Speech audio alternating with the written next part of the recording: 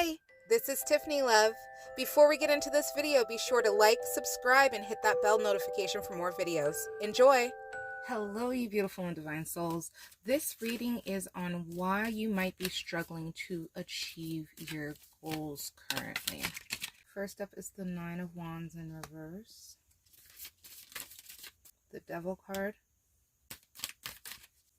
and the Fool, with the Eight of Cups on bottom in reverse. So it seems like why we're struggling to achieve our goals is because we're getting caught up in these other projects. We're getting caught up in these other energies really that are really distracting you. So it's coming across as like, oh, I'm almost done, I'm about to overcome this, I'm about to achieve something.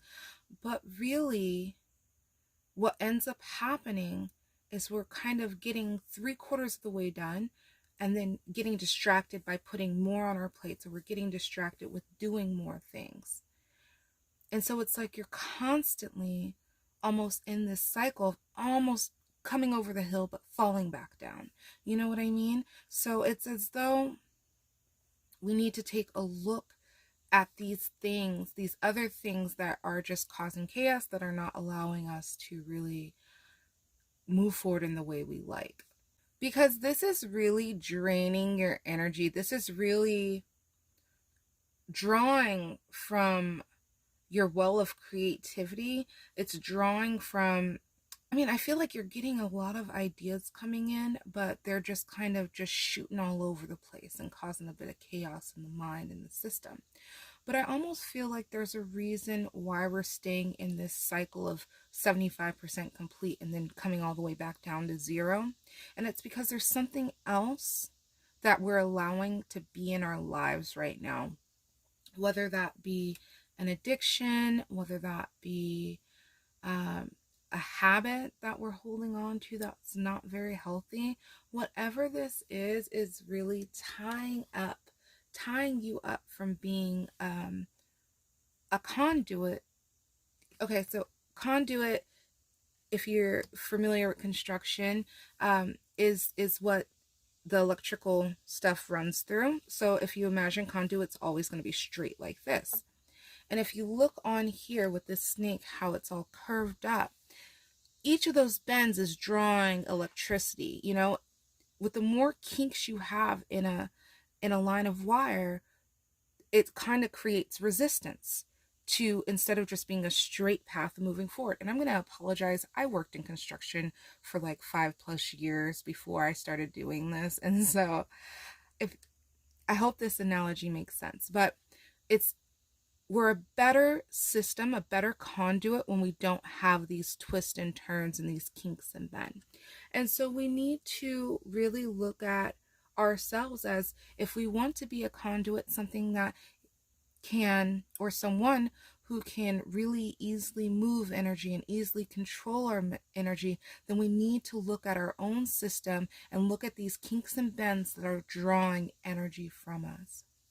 And so in this situation, I think there might be several habits that you need to be taking a look at to really kind of get a better idea, or you might even already know what these are. So the devil for me always comes off as something I know. It's not so self-conscious, subconscious. But it sits on the surface. It's like, man, I know this isn't working for me anymore. I need to switch it. Or I know this is a problem for me. I need to get rid of it. So it's something that we are full aware of, but we are not really making the conscious decision of changing it. And this is why we have so much energy and we get so far and then we're coming back down. You know what I mean? It's like we hit one of these kinks, or we hit a kink later up, and we really want that energy instead of wasting it down here.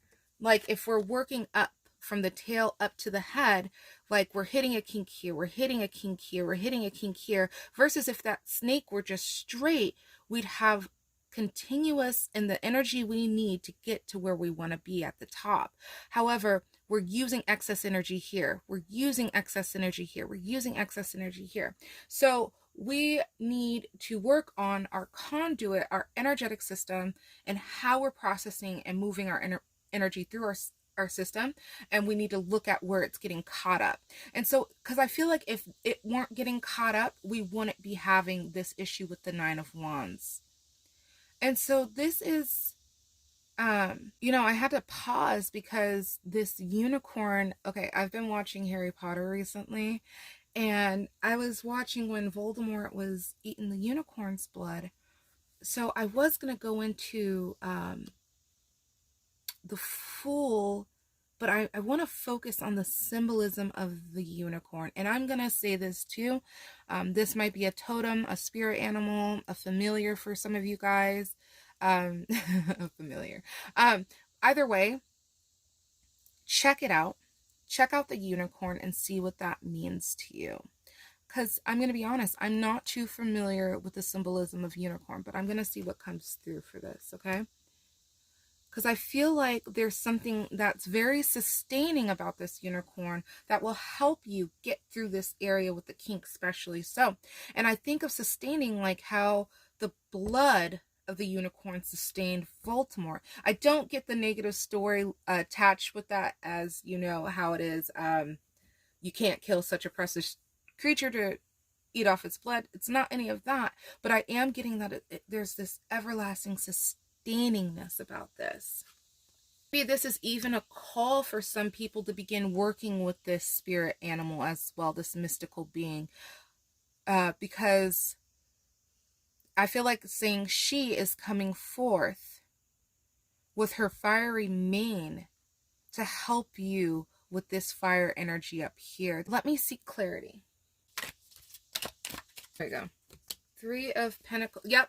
So what this unicorn is here to help you do is to work in a manner that is really grounded in reality, to focus this energy here with this Nine of Wands in a stable manner that allows you to move forward, especially with your creations, your passions, your desires, and all of what you do. But it's here to help you create stability moving forward. It's here to help you to complete one project, complete one goal, and get on to the next.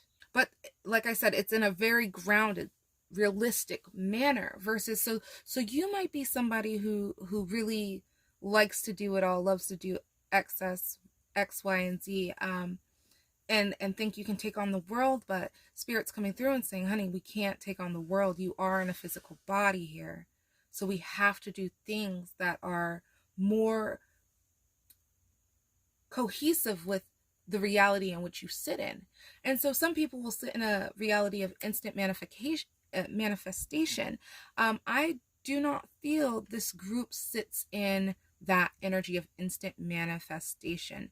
That point will come, but it is not now. So we might have that idea where I can get it all right now, but we need to work out these kinks up here and become this clear conduit and really start moving our energy and being more directional with our energy. And this is what we want here, is this Three of Pentacles to help us get into that point of instant manifestation. So maybe the unicorn is here for that very purpose right here, to really help you become that manipulator like you want to be. Let's see what else Spirit has to say. The Two of Cups, Seven of Swords, ooh, and the Hangman coming out chaotic as fuck. So let's take a look at this. So I feel like another reason that we're struggling to achieve the goals that we're placing or that we're setting out is because there is a lot of not only your energy getting trapped over here in these kinks, but you're giving a lot of it away through some less than desirable traits. And you might be a bit too judgmental on others or yourself here, where we're looking at what other people have and comparing it to how we're living our lives, to how we want to live our lives, but it's too much of a comparative energy here. It's not healthy, like in the sense of, it's not healthy in the sense of, it's not healthy for you. It's not giving you any positive energy here. It's not uplifting you. It's not enhancing you. What it is it's an ego thing going on here. You know, it might, I feel like a little toxic positivity might be in this too, where we might look at someone and be like, oh, you know, we think we can do it better this way, or that's a really good idea, but you know, that kind of is coming across because in the end, it's still a severance of your energy. It's still, I'm sorry, not a severance. It's still taking away your energy, and it just comes across as a very egotistical thing here. It's not really the energy you want to sit in to achieve what you want. And like I say again, toxic positivity is coming across strongly for me. So there might be some things you need to look at on a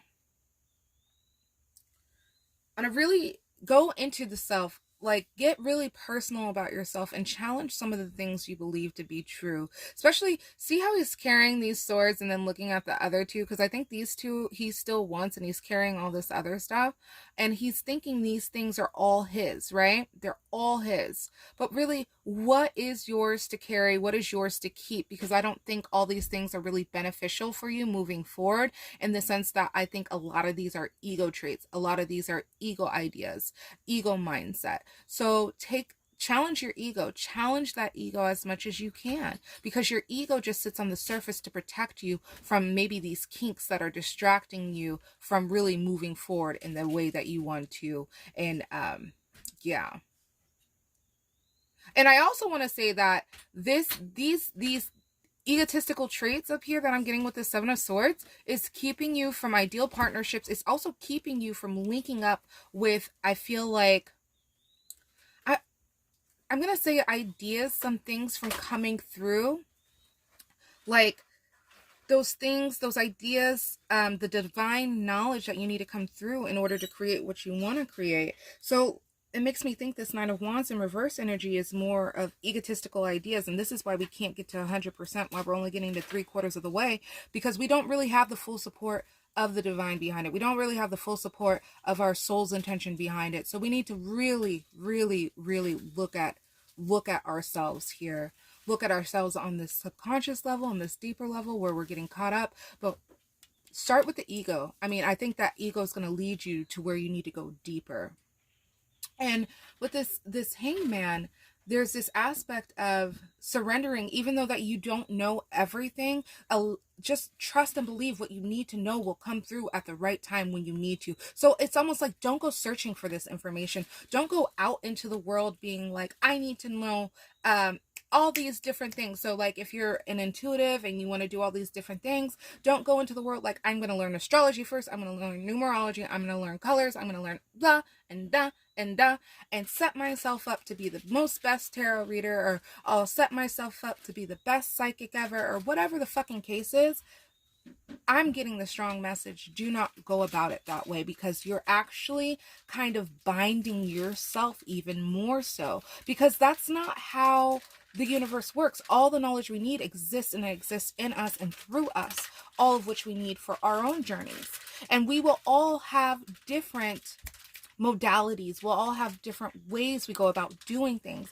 But for you, I just don't feel like that is going to work in your benefit. That is not, almost like it's not your path to do things like that by the book. That there's this aspect of really new things need to come into our reality, and you might be a bearer of that new information that comes into this reality.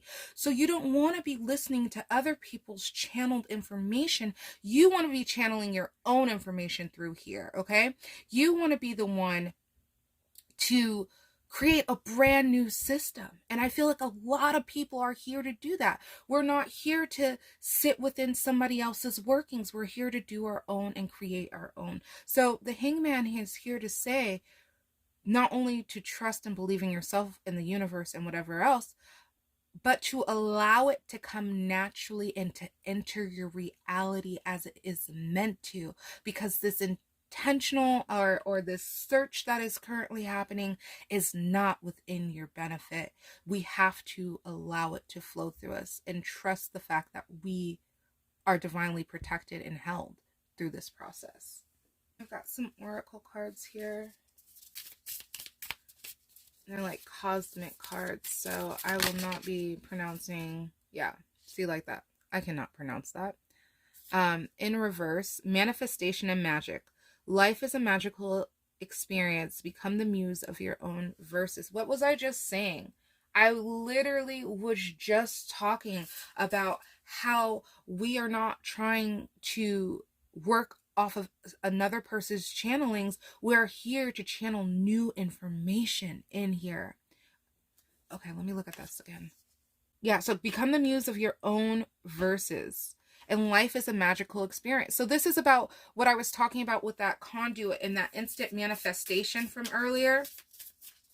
That you can have that. You just need to get your energetic system aligned so that you can be that type of manipulator, so that you can be that type of magician, so that you can be that type of manifester.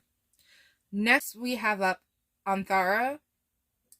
Victory and conquest. Contain your temper if fulfillment is what you seek. Integrating yourself will be your best asset. And this is also in reverse. So this makes me think of that ego and that toxic positivity and these kinks really getting in the way.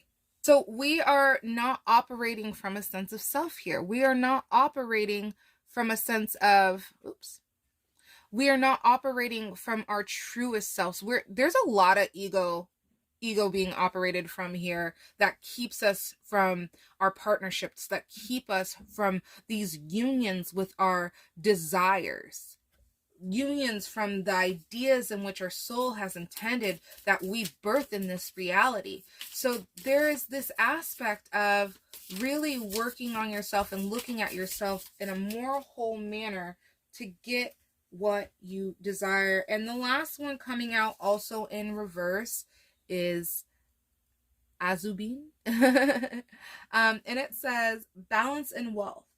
Witness your desires blossom and expand when you simply ask for what your soul demands. What was I just saying about what's keeping you from your soul's desires? So how, if you're not working towards your soul's desires, you're not going to see those manifestations come. You're not going to see the blossoming of the life you most desire come through here. It's just because we're not working in alignment with who we really are. And so this is a message of why you're having a hard time stepping into this successful area when it comes to your goals and really taking care of them and launching off. It is because we're working from places that are not really us. We're working a lot from the ego, where we just need to get our energy aligned. I'm feeling the need to pull one or two more oracles for you. So okay, the last oracle is going to come from my crystal deck. And while I was doing your reading, I was like, oh, I have a big ass box of crystals and stones and shit like that. And I was thinking of like just shuffling for a stone and seeing what came out to see the message there. But this deck is gonna do the trick because I'm not set up to easily get up right now. So let's see. What is the last card wanting to come out here? What is the last message here? Last message coming out. Protochrosite. Remember your worth. Often we are our own biggest critics. It's important to stay open to the various forms of self-affirmation, but you just might be looking for your worth in all the wrong places. Ooh, that comes to that comparative energy I talked about earlier. Know that who you are as a person makes you worthy. Rather than turning to other people or your list of accomplishments for validation, find your worth from within. Your life has meaning regardless of any titles, experiences, or skills. You are important because you are you. When you know your worth, your self-esteem will skyrocket. Know exactly what you deserve and settle for nothing less. And so I wonder if those kinks earlier, these right here, these divergence from letting your energy run smoothly, have to do with some shadow beliefs, have to do with some self-limiting beliefs, have to do with how you view yourself. Is this why we're comparing ourselves to others? Is because we don't feel worthy enough? Is this why we operate from the ego so much?